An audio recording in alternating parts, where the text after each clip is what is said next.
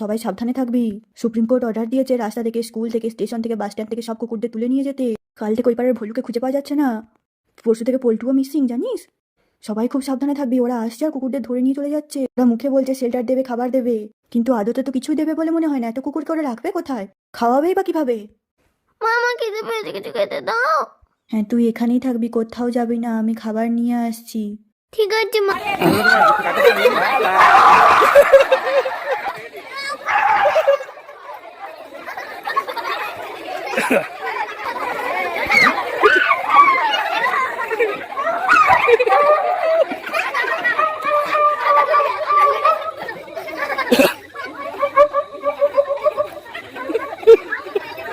Di ba yun? মা, মা, মামা